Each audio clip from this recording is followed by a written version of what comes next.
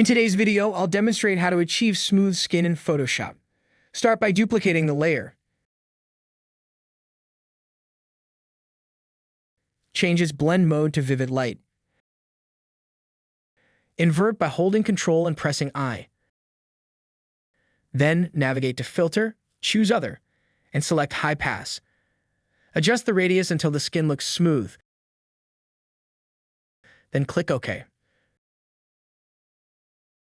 Proceed to Filter, Blur, and choose Gaussian Blur. Apply a little blur and click OK. Hold the Alt key and click on the Layer Mask icon for an inverted layer mask. Now grab the brush tool, reduce opacity to 30%, and gently brush over the skin for a smoother appearance.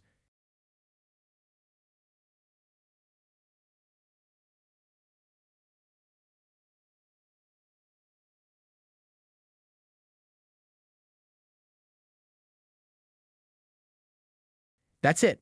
Thank you for watching.